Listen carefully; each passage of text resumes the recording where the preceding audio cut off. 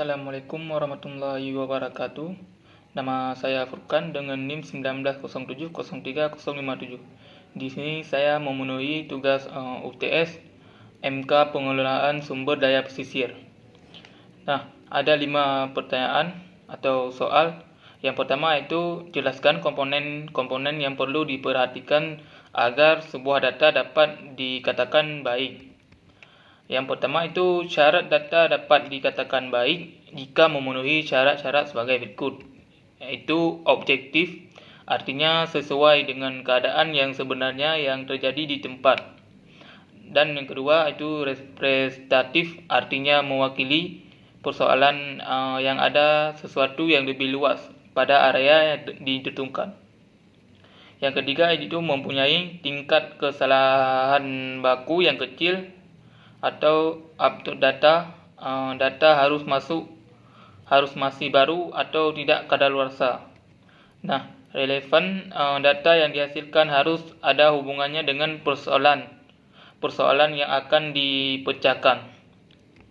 Pertanyaan kedua yaitu faktor apa saja yang menyebabkan kurang berhasilnya pemberdayaan masyarakat pesisir selama ini, yaitu pengaruh.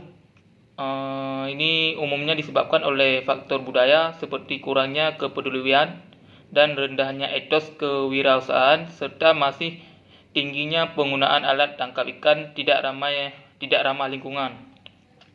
Rendahnya etos kewirausahaan masyarakat perikanan terlihat dengan masih minimnya diversifikasi produk olahan perikanan ditambah teknik pemasaran yang belum cukup adaptif. Gaya hidup boros juga menjadi aspek tambah yang menjadi kondisi perekonomian menjadi semakin terjepit. Terlebih lagi apabila tumpuan perekonomian hanya terbatas pada usaha tangkapan yang akan dipengaruhi oleh faktor cuaca dan musim yang tergantung negara atau daerah di tempatnya.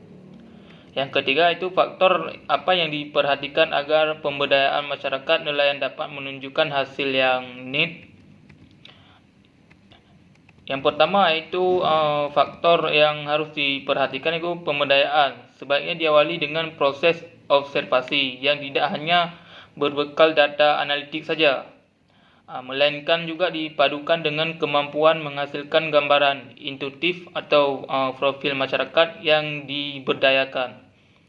Yang kedua itu proses pendampingan masyarakat. Sayangnya diarahkan untuk menumbuhkan kemandirian untuk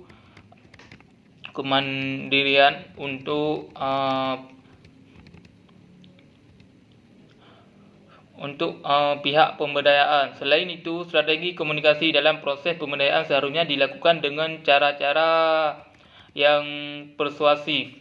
Nah, pemberdayaan yang ketiga itu diharapkan menjadi simpul untuk menjejaringkan masyarakat yang diberdayakan dengan berbagai pemangku kepentingan lainnya. Hal ini tentu akan mempermudah proses pemberdayaan dengan melibatkan multi keahlian sehingga menghasilkan solusi konkret atas permasalahan yang dihadapi. Ya, pertanyaan nomor 4 itu sebutkan beberapa hal yang dapat dilakukan pemuda untuk meningkatkan kesejahteraan nelayan. Yang pertama itu di antara ini ada 4 cara pemuda.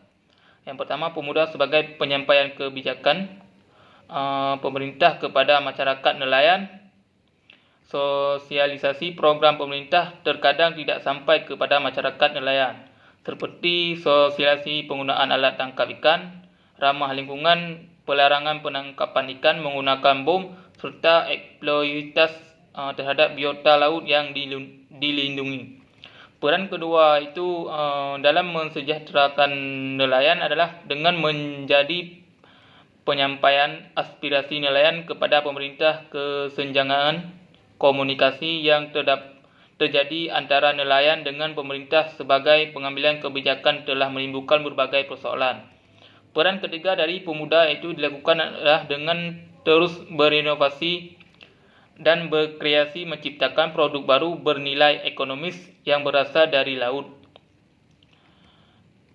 Laut sebagai ekosistem biodiversitas terbesar di dunia menjadikan Indonesia kaya akan berbagai sumber alam yang didapat diolah menjadi produk ekonomis. Nah, peran keempat dari pemuda itu ikut menjaga lingkungan kelautan. Upaya menjaga lingkungan ini dapat dilakukan dengan memberikan sosialisasi kepada masyarakat luas tentang pentingnya menjaga lingkungan laut. Menjaga lingkungan laut tidak harus dilakukan di laut saja. Yang kelima itu, apa keuntungan konsep ekowisata dari segi ekologi, ekonomi dan budaya.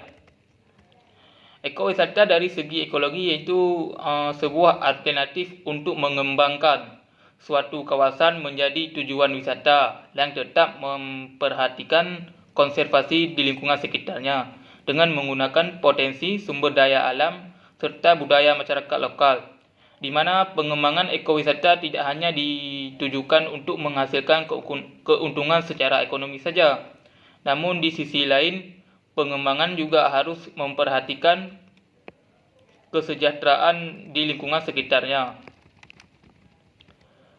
Ekowisata sebagai konsep pariwisata yang berkelanjutan dan berwawasan lingkungan memiliki karakteristik yang berbeda dibanding dengan objek pariwisata lainnya.